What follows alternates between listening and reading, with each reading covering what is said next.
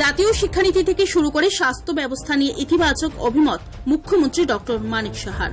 জাতীয় শিক্ষানীতি 2020-এর আনুষ্ঠানিক উদ্বোধন পর্ব সমাপ্ত করে বেরিয়ে যাবার মুখে সাংবাদিকদের সাথে বিভিন্ন বিষয়ে খোলাখুলি কথা বলেন রাজ্যের মুখ্যমন্ত্রী প্রফেসর ডক্টর মানিক সাহা। বিশেষ করে জাতীয় শিক্ষানীতি 2020 নিয়ে আরও একবার নিজের ইতিবাচক ধারণাটারে জানান দিলেন মুখ্যমন্ত্রী দ্ব্যর্থহীন ভাষায় বললেন, এই শিক্ষানীতি আগামী দিনে মানব সম্পদ বিকাশে বলিষ্ঠ ভূমিকা পালন করবে।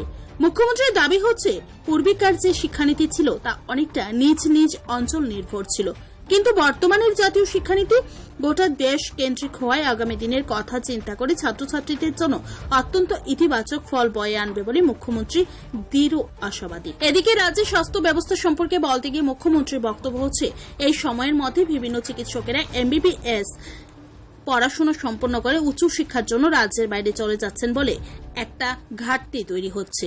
এছাড়াও স্বাস্থ্য দপ্তরে বিভিন্ন প্রকারের কর্মী সংকট যে রয়েছে তা স্বীকার করে মুখ্যমন্ত্রীর দাবি হচ্ছে, সমাধানের ব্যাপারে অবিলম্বে উদ্যোগ গ্রহণ করা হবে। আমাদের এখান থেকে প্রায় ডাক্তারবাবুরা যেখানে লিভ রিজার্ভ 10% বাইরে পাঠানো যায়, এখানে দেখা গেছে প্রায় 30% চলে গেছে অনেকে। এর জন্য একটা বিরাট ঘাটতি আমাদের হয়ে গেছে। আমাদের যারা MBBS ডাক্তারবাবুরা আছেন তারা সবাই চায় যে উচ্চ শিক্ষার জন্য, তো অনেকে পড়তে চলে গেছেন, কিন্তু এইভাবে গেলে তো আমাদের পক্ষে উচিত।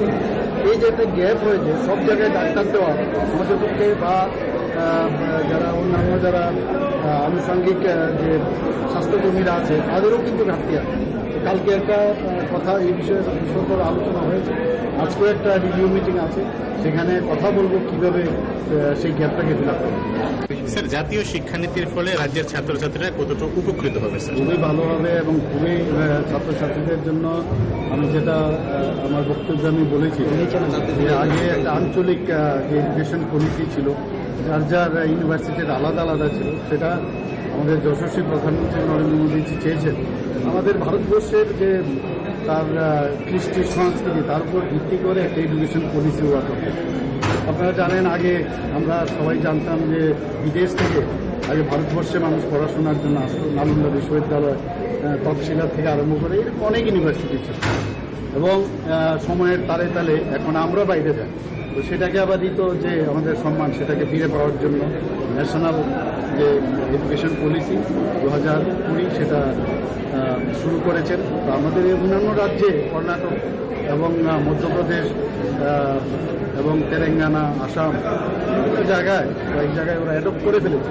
তো আমাদের এখানে আজকের থেকে যেটা হায়ার এডুকেশনে সেটা শুরু হয়েছে, আর যেটা স্কুল লেভেল সেটা তো আরও বিস্তরভাবে আরও গবেষণা করে সেটা শুরু হবে। তো আমি অত্যন্ত খুশি, এটা অ্যাকচুয়ালি এখান থেকে আমাদের ছেলেরা মেয়েরা যখন বাইরে যাবে তাদের কাছে মনে হবে না যে সে অন্য ধাঁচের পড়াশোনা করে সে ওখানে পড়তে গেছে। একই ধাঁচের সেখানে গিয়ে তার পক্ষে ইজি হবে, এখানকার পড়াশোনার সাথে সে মিলে যেতে পারে, মিশে যেতে অসুবিধা হবে। তো সেটা আরেক বিষয়, সেটা অন্য আরেকটা বিষয়ে মাননীয় হোম মিনিস্টার মিশ্রাজি দেখেছেন। যেহেতু আমি এই বিভাগে আমি ভারপ্রাপ্ত মন্ত্রী, এই কারণে আমার যেতে হবে, ডিজাস্টার ম্যানেজমেন্টের উপর আমার যেতে হবে। ব্যুরো রিপোর্ট, ত্রিপুরা নিউজে।